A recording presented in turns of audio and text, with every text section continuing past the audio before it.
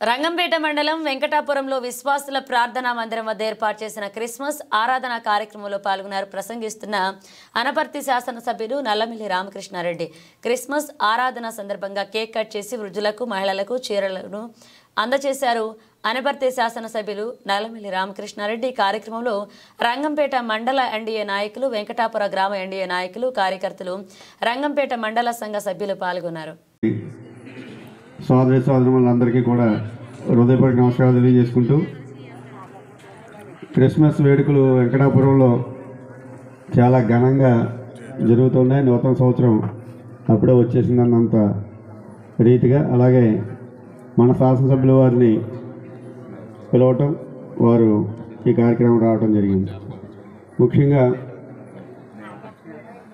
మన నియోజకవర్గంలో మన శాసనసభ్యులు రామకృష్ణారెడ్డి గారు అన్ని మతాల పట్ల, అన్ని కులాల పట్ల సమానత్వంతో, ప్రేమతో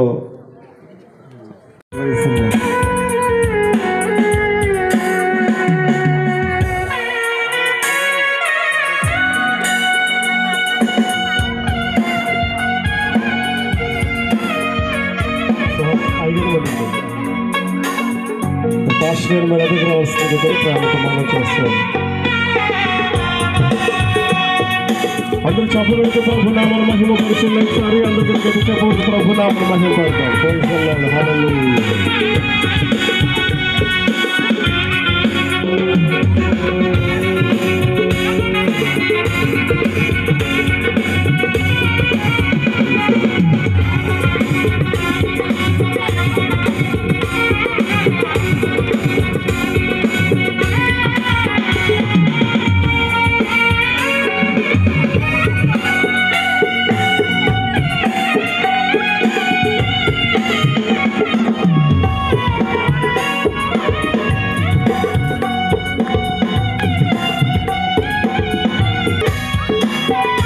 దుంగల మంగయ్యమ్మ గారు, అంచూరి లక్ష్మి గారు, రెడ్డిపల్లి లక్ష్మి గారు,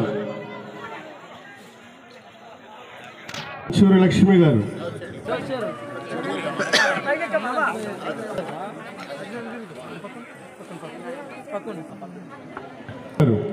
అంచూరి పాపయ్యమ్మ గారు, గారు, అంచూరి లక్ష్మి గారు. దయచేసి చదవబడిన పేర్లు త్వరగా రావాల్సిందిగా మనం. అంచూరి అచ్చయ్యమ్మ గారు,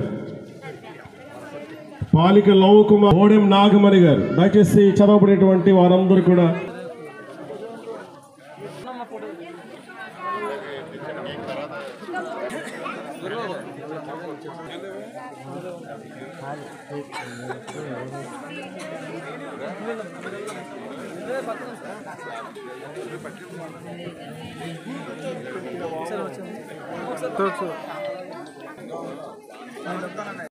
మతం కొన్ని ప్రాంతాలకు మాత్రమే పరిమితం, మరికొన్ని ఎక్కువ ప్రాంతాలకి ఇస్లాం అంటే ముస్లిం మతం పరిమితం. కానీ ప్రపంచం అంతా వ్యాప్తి చెంది ఉన్న మతం ఏదైనా ఉంది అంటే అది క్రీస్తు మతం అనేది నిర్వివాదాంశం.